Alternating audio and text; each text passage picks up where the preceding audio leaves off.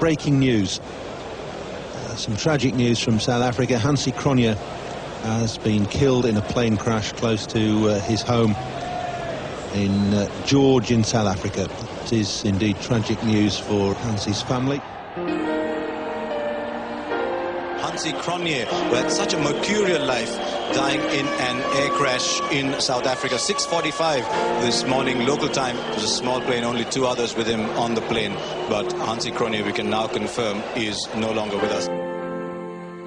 It was pretty much like the reaction to Princess Diana's death in a South African context. The nation mourned this fallen son.